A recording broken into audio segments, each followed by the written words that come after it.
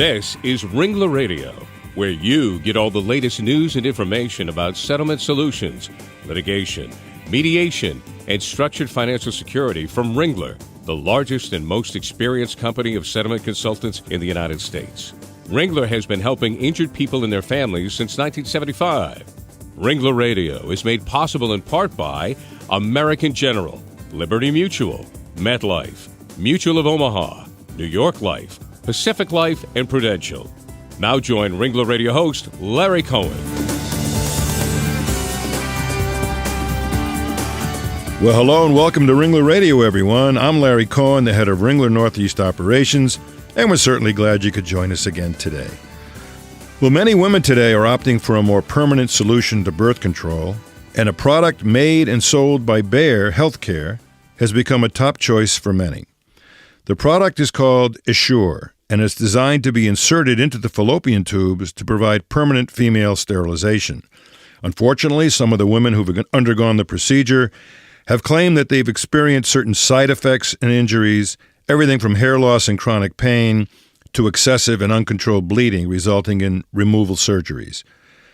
Now, it also should be said here that Bayer has asserted that the Essure procedure is safe, effective, and provides cost-saving benefits for women because it can be administered in an office setting without general anesthesia.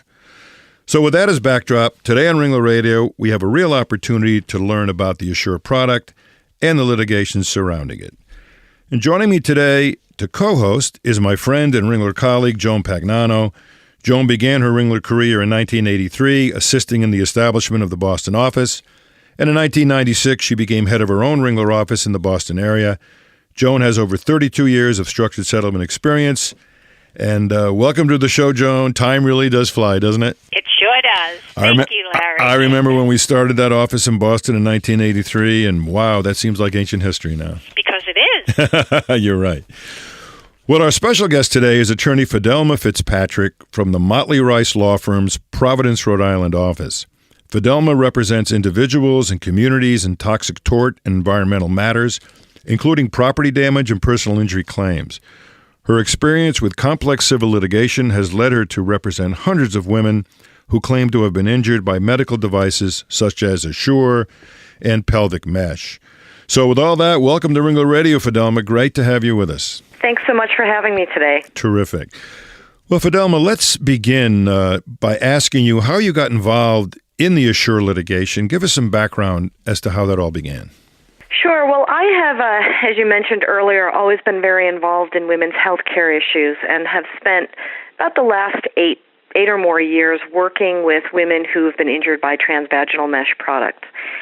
And through my mesh work, I started to see and encounter women who were having some fairly debilitating and extremely difficult side effects after implanting the Essure device.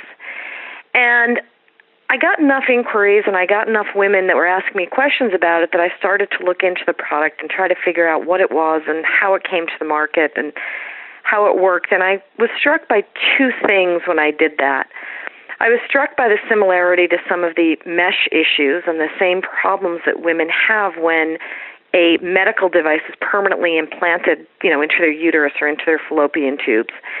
And I was also struck that nobody really knew the long-term risks of this product when Bayer started to sell it. And it's a story of women being sold a giant medical experiment. And it really piqued my interest because the stories were something that were so relatable and so debilitating and so problematic that it was something that I just wanted to take a chance on and see what we could do with it. Yeah, it makes a lot of sense. So, Fidelma, for our audience then, who may be unfamiliar with the Essure procedure, can you give us an overview as to how that procedure takes place or where it takes place? Sure. It's a procedure that takes place in a physician's office. And what the Essure is, there are two coils, and if you think of the coils that come with a ballpoint pen, they look something like that. And those coils are made of a nickel alloy, and they're covered with PET fibers. And what happens is the physician is supposed to permanently implant those coils into each of the fallopian tubes. And it's supposed to do two different things. The first thing that it does is it creates a physical barrier. Something is actually in the fallopian tubes that blocks the sperm from meeting the egg. And the other thing it's supposed to do is it's supposed to make the fallopian tubes scar over, so they're completely closed over, and that way will prevent pregnancy. So women go into their physician's office, they have this device implanted, and then about 3 months later, they're supposed to have another test done. It's actually a very painful test to check to see whether the fallopian tubes have completely closed over and whether the women are cleared to use the device as birth control. Interesting. Well, so that procedure takes place, and obviously there have been some side effects. So what are the side effects and the injuries that appear to be stemming from the Essure implants and the implant procedure? What are you seeing? What we're seeing are what I call three different types of injuries, or I call them three different buckets of injuries. So the first is that the device can move. It can migrate into the uterus, it can migrate other places in the pelvic cavity, and what happens then is that the device can either become embedded in a pelvic organ, or it can actually go through and perforate the fallopian tubes, or perforate the wall of the uterus, or perforate and actually get embedded somewhere else in the body. And if that happens, obviously there has to be a surgical removal of the device. The second bucket of injuries that we're seeing are women who are developing pretty severe, what look like autoimmune responses, some of the things you mentioned: bad hair loss, very bad bloating, bad skin rashes, extremely heavy periods that go on for weeks and weeks and weeks without end, extreme fatigue, things that just are a remarkable change from how the women were before. And then the third set of injuries are women who either suffer from an ectopic pregnancy that can become life-threatening, or women who suffer miscarriages. If the birth control device fails, the device could then rupture the amniotic sac or something else and cause a miscarriage. So those are the three types of injuries that we see generally. Yeah, that's interesting. You know, the one that's puzzling to me is the one where you talked about the migration of the actual implanted device. I guess there was no previous knowledge that thing could actually move and migrate to those places. It seems odd. Well, what has happened is it's designed to stay in the fallopian tube. The idea is you put it in the fallopian tube, it gets scarred into place.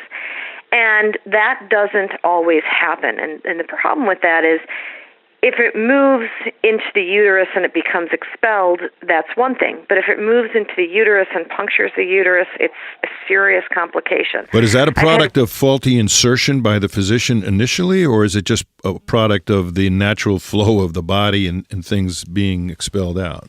It's the natural flow of the body. The body is not designed to have a permanent medical implant in it. It sees it as a foreign invader, and it tries to expel that. Okay. So the body is constantly reacting against anything that's put into it, but particularly something that's put into the fallopian tubes and the reproductive tract of a woman. Okay, thank you. So some of that, let me ask you a quick question, seems to be that there's no way to predict how each individual's scarring tissue may form around to keep the Essure in place. Is that correct? That's precisely right. There is no way to predict. There's also no way to predict the women who are going to have the reactions to it, who's going to lose their hair, who's going to have such heavy periods, who's going to have debilitating side effects. And it's becoming more known that women are having very, very serious side effects, both in reaction to the nickel, in reaction to the device, in reaction to the PET fibers.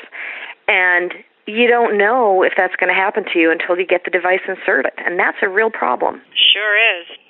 So now that we've got all those parameters established, can we maybe discuss the litigation? Sure. So the litigation, there's really there have been cases filed by hundreds of women who have been injured by the Essure device. And I personally represent women from all over the country, and I'm sure that between all of the lawyers who do this, probably all 50 states are represented. It's a widespread problem. And right now, the cases are concentrated in coordination or in places where there are groups of cases that are being managed together. And that is occurring in California, where it's the largest coordination of cases, and they're being coordinated by the California courts in Alameda County, California. There are a number of cases that have been filed into the federal court in the Eastern District of Pennsylvania that are proceeding there. And there's also a good number of cases that have been filed into the state court in St. Louis, Missouri. And those are the three places where you see the largest concentration of cases. Occasionally there's one or two cases that are filed somewhere else, but those are really kind of the hotbed places that we're looking at this litigation. Well, Fidelma, it's never easy trying to slay a dragon. So what's your legal strategy when you're up against a giant manufacturer like Bayer? That must be quite different. It's something that unfortunately is way too commonplace, and certainly in our legal system, it has always been kind of a David versus Goliath system that has been put in place. But on the Essure cases specifically, there are additional legal hurdles to these cases, and the biggest one is called preemption. So when a medical device is approved by the FDA for sale and marketing, it's considered a Class 3 medical device. And many legal claims against Class 3 medical device manufacturers are limited. They can't be brought by injured people in the same way that those claims can traditionally be brought with respect to other products. And so that's been the big issue that we have fought to date, and we've been successful in fighting to date. And we have been successful in California, and there's been some other good decisions that have come out that have said that injured women who are injured by Essure really do have the ability to go to court and bring their claims because Bayer didn't warn the Federal Drug Administration of what they knew were the problems with the product. They didn't tell people everything that they knew that was going wrong with this product. And courts have said, that's not fair. You can't do that. You can't sit on information. You can't hide information and then deny people the right to come to court. And so that's been a big legal battle that we've been able to successfully fight. Well, it's never easy to fight the big folks with a lot of resources, but obviously you're doing well. Fidelma, it's always better for our audience if you can personalize the issue we're discussing. So can you give us a real-life story of someone who was impacted by the Essure system? I've spoken to so many women, and I've heard their stories. And what really strikes me most in talking to these women is how common their experiences are and how easily relatable these stories are. So, a very typical story will be a young mom who has been, elected to have the Essure procedure done just months after the birth of her last child. And she wants the ease of having a permanent birth control. She's got a very active life because she usually has multiple children, and she's a mom, and she's a wife, and she's a daughter, and she's an employee, and she's wearing all of those different hats that women wear. And the stories will be that these, typically, an active woman who all of a sudden really starts to feel completely fatigued, not just like, geez, I'm tired at the end of the day because I've had a busy day, but really unable to get up and get out. Women who are bound to their houses because their periods are so heavy they can't leave their house because they're worried about what's going to happen.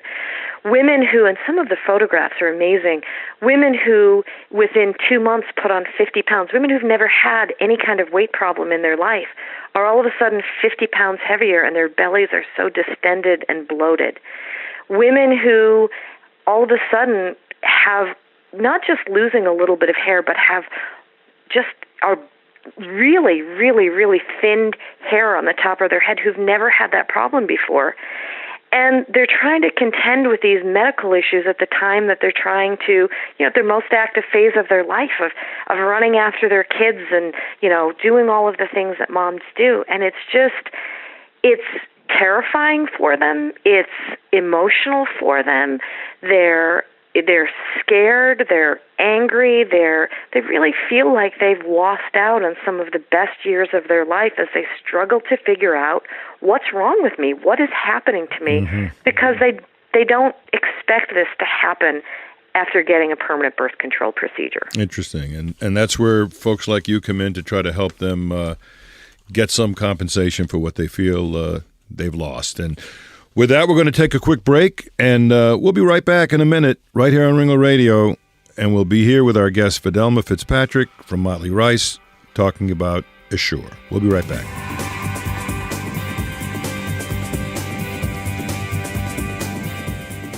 This is Ringler Radio, brought to you from Ringler, the nation's leading provider of fair settlement solutions. Did you know that Ringler is involved in a third of all structured settlement cases in the country? Ringler advisors work with all the parties in a lawsuit settlement to find the best possible financial solution for the people involved. Everybody wins.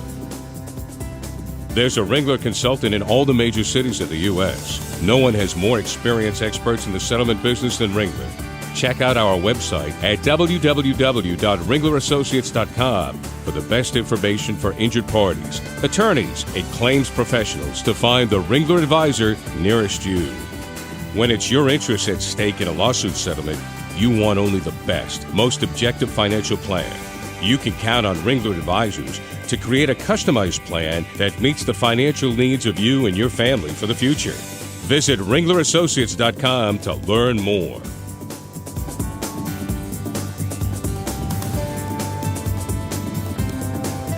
Well, welcome back to Ringler Radio. Glad you could join us. I'm your host, Larry Cohen, and I'm joined today by my co-host, Joan Pagnano, and our special guest, attorney Fidelma Fitzpatrick from the law firm Motley Rice in Providence, Rhode Island. And we're discussing the Essure procedure and the alleged side effects experienced by women all around the nation. Fidelma, on September 24th of 2015, an FDA advisory committee met to discuss the risks and benefits of Bayer's Essure permanent birth control device. And I know there were women who were impacted by the Essure procedure that were there. I know you're aware of that meeting. Tell us about that meeting and what came of it. Sure. That was a meeting that was held over 2 days by the FDA. And really what prompted that meeting and that hearing was that women who had been injured by Essure started to self-report their injuries to the FDA. And the FDA took a look and said, wait a minute, there are more injuries, there are more reports on injuries on this device than we're expecting. So they convened an advisory committee to look into the device. And what struck me so much in watching the hearing was to hear these incredibly heartfelt stories of women who, in 2 to 3 minutes that they were given, were able to really convey to the FDA and to the audience about the devastating impacts of this device, and that it's not just an issue of, geez, things aren't great, I'm not feeling wonderful, but really, really people who were debilitated in their life, whose lives were so profoundly affected. And the hearings, transcripts, and the videotapes of that are extremely moving. Well, that's pretty interesting. So I guess my next question to you is, I understand that earlier this summer in California, Judge Smith in the Superior Court of California, the County of Alameda, issued a decision permitting the claims of 14 women who believed they were injured by Essure to proceed against Bayer. They found that the claimants were not expressly or impliedly preempted under federal or state law. So, Fidelma, can you talk to us about this decision? I certainly can. That was a decision and an issue that my firm had worked on and had argued. And what that was is, as I mentioned earlier, Essure is a Class 3 medical device. And what Bayer was really trying to do was to get a court to say that Bayer had immunity from lawsuits. It wasn't accountable. It shouldn't even have to be in court to answer to the women who've been injured by its product. And their theory was that because the FDA had approved the device for sale, Bayer was off the hook and had no responsibility for what happened after the 2002 approval. And fortunately for injured women, Judge Smith rejected that argument. And she, like many other courts, found that a medical device manufacturer has a responsibility after it gets approval of its device to be honest about it, to tell people what's going on with it, to report complications. And that when a medical device manufacturer chooses to sit on complication rates, sit on complaints that it has, not be forthcoming about the information it has, that medical device manufacturer, and here Bayer, is answerable, has to come into court and answer to the women who've been injured by their decision not to be forthcoming and not to disclose the known injuries. And that decision was a great victory for women who have been injured by Essure. And even more recently, in fact, just a few days ago, Judge Smith was appointed as the judge who's going to oversee the coordination of all of the cases in California. So every woman whose Essure case is filed in California, both California residents and non-California residents, Judge Smith is going to be the judge who's going to oversee the management of those cases and make the legal decisions that need to be made on those cases. So now, though, we have the judge's position and the court's position. Do we have any additional response from the FDA on this?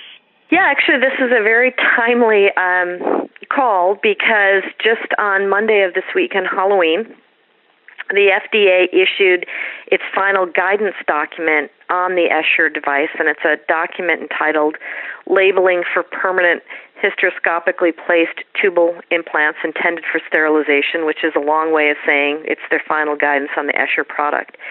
And what's so significant about this action by the FDA is the FDA states right in that document that the FDA believes that some women are just not receiving or understanding information regarding the risks and benefits of the Essure device. And the FDA was concerned that women aren't really fully apprised and fully warned about the potential side effects and risks associated with the device. So what the FDA did was three things. First, it requires a black box warning, which means that the warning about the risks is actually literally outlined in a dark black box on the label itself to draw the eye to it, to draw attention to it.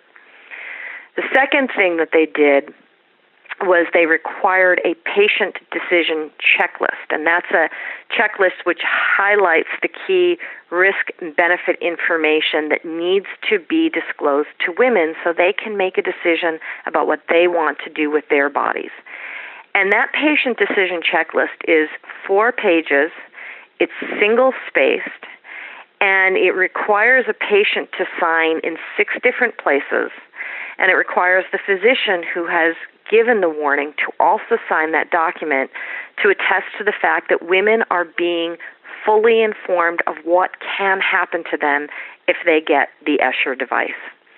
And the third thing that the FDA has done is they have ordered Bayer to conduct additional clinical testing on both the safety and efficacy of the Essure device. So certainly a very pointed response from the FDA rejecting Bayer's argument that there's nothing wrong with the warnings and there's nothing wrong with the product.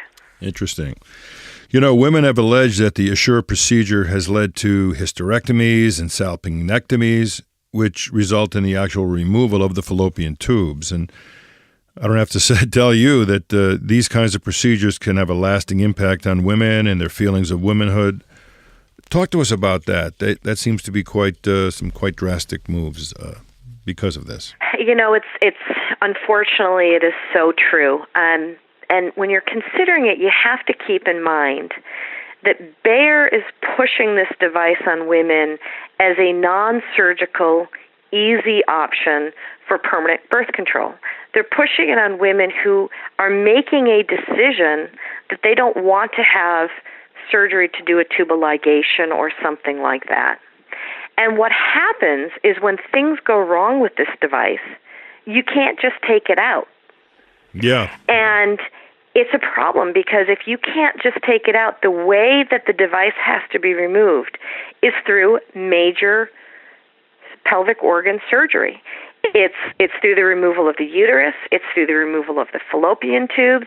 Sometimes these women are losing their ovaries, and it creates two issues. First of all, it's a very significant surgery that these women simply didn't sign up for. They didn't want surgery in the first place, which is why they didn't get this device. And they're ending up with much, much, much more significant surgery than they would have if they had chosen a tubal ligation. But the second issue is it's extraordinarily emotional to women. You know, these are very typically women in, their late 20s, 30s, early 40s. They don't want to have their organs removed. It's a very difficult thing for a woman to come to terms with the fact that she is losing her uterus. She's losing parts of what make her a woman. And these women have been dealt, just this trifecta of problems. First, they've got all of the side effects of Essure. Then they have to go through the physical stress of going through significant surgery. And then they need to deal with the emotional fallout of dealing with losing their organs. And it is something that is so troubling and something so deeply personal to women and very, very difficult for so many of these women to deal with. Well, it's interesting that based upon the Halloween FDA pronouncement with the three issues you mentioned, it's obvious that the earlier involvement of the FDA was found wanting. So what, in your opinion, needs to change when it comes to these approvals by the FDA? Obviously, you probably don't feel they're doing the job when they should. Well, I'm very loath to criticize the FDA, and let me tell you why. The FDA is set up in a way that it is supposed to be able to rely on a manufacturer to be honest and to have integrity in how they market and sell their product. The FDA is supposed to be able to rely on a responsible manufacturer to alert it to complications that it's seeing. Those are specific requirements that the FDA has of medical device manufacturers. So if medical device manufacturers do what they're supposed to do, there's a system in place that can work to protect women. But the system fails when manufacturers like Bayer don't fulfill their obligations, don't tell the FDA what they know, don't constantly evaluate their products, don't test their products, don't do what they're supposed to do to make sure that their product really is safe and effective. So in my mind, the problem's not caused by the FDA, it's caused by irresponsible manufacturers who really put profits over patient health. And I will say, just as a follow-up to that, I think where the problem lies is that a change has to be made within our legal system. Victims of Class 3 medical devices have to be given access to the courts and need to be able to bring lawsuits to sue for their damages. And because of the way our legal system is set up right now, victims of Class 3 medical devices have hurdles in front of them that others don't have to endure. And they have hurdles that make it more difficult to bring their claims. And that's an incredibly unfair process to put in place to grant immunity to manufacturers at the expense of victims' health. And I think that legal issue and regulatory issue, Congress needs to take that on. Congress needs to repeal any claims of immunity and make these manufacturers accountable for what it is that they've done. Well, that was a very impassioned conversation that we just had. I think it's very, very good for the audience to hear that. You know, for some of our listeners who may not be as familiar with all of this, can you give us a quick definition of a Class 3 device? Sure. A Class 3 medical device is a medical device that the FDA has approved for sale. The manufacturer has been required to give the FDA certain data to prove that the product is safe and that the product is effective. And the FDA reviews what information has been given to it by the manufacturer, relies on that information, and then approves the product for sale. It differs from, for example, I mentioned the transvaginal mesh cases that I've done. Transvaginal mesh is a Class 2 medical device. It has not been approved by the FDA. Instead, what the FDA has done is what's called clearance for sale. It has said this is substantially similar to another product, so you can sell it without having to get approval, without having to do some of the clinical testing. So it's a way that the FDA classifies these medical devices. Interesting. And, I've heard a lot of lawyers complaining about the FDA's process in that a lot of the studies that are done to back up the safety of certain devices or even pharmacy products are often funded by the actual manufacturers themselves, and there's not the degree of independence that you would hope to have. And I'm sure that's true in this case as well. It's an enormous issue across all medical devices, and in this case. And it's a very difficult problem to take on. There's obviously a very significant conflict of interest. Bayer is not neutrally looking to see objectively what's happening with Essure. They're looking for a result that allows them to continue making money off this product. And when somebody has a dog in the fight like that, it's very hard to really believe that they are objective, that they are neutral in any way, shape, or form. And it's the patients who really are harmed by that. The flip side is the FDA does not have the resources or the ability or the funding. Yeah, the budget or the funding. Yeah, exactly. The funding, the support, the employees to do it themselves. So it's really being stuck between a rock and a hard place, but it is extremely disturbing that manufacturers who really want a certain outcome are the ones who are responsible for gathering the data and analyzing it. That's a huge conundrum, as we all know. Well, let me close the show today by asking this final question. So if somebody has undergone the Essure procedure and has experienced side effects, what advice do you have for them? The first and the most important by far is I'd want them to get themselves a good doctor who really specializes in and knows Essure-related issues. Many OBGYNs aren't fully informed of the risks. They don't know to correlate these complaints to the Essure device. And we see women who've been looking for years for a physician to tell them what's wrong with them, and nobody's considered the device. So get a really good physician. It's so worth it. I think the second thing that I would tell them is don't doubt yourself. Women often do, and they often do about health issues, and they often put them on the back burner. But you know how you feel. And you know that something's wrong, and you know that you feel differently, and you know you're not like your old self.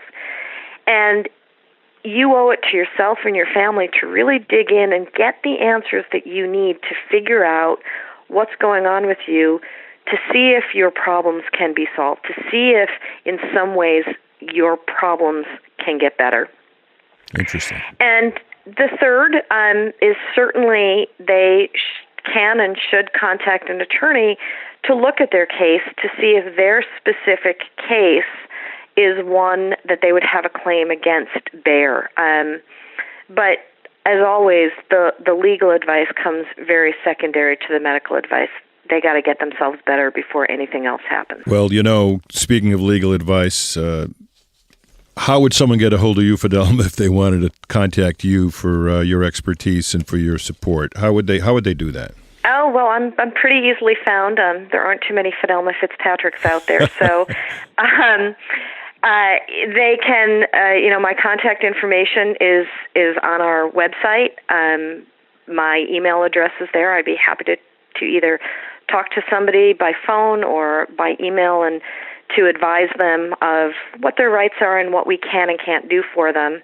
I certainly think that if anybody is interested, they should call sooner rather than later. Under the legal system, there's only a certain amount of time that you have to bring a claim if you've been injured by a product, and I would hate to see somebody wait too long and be denied their day in court simply because they were dealing with some other issues. Sure.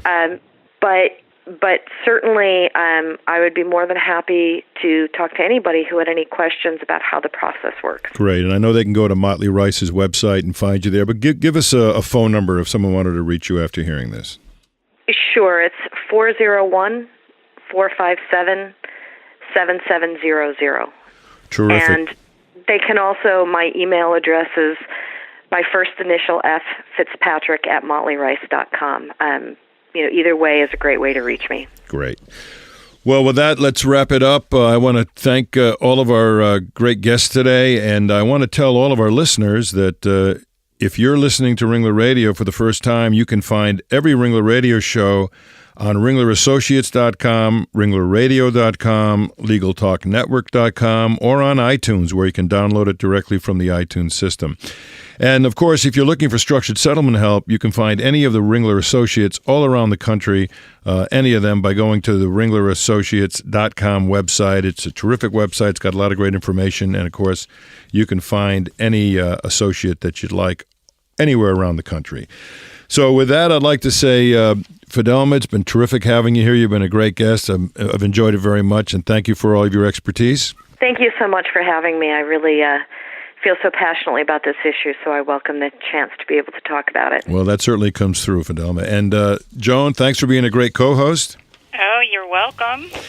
Great. Very, very informative. Very informative. I agree with you 100%. And for the rest of you out there, all of you listeners, go have a great day. Bye-bye. The views expressed by the participants of this program are their own. None of the content should be considered legal advice. As always, consult a lawyer.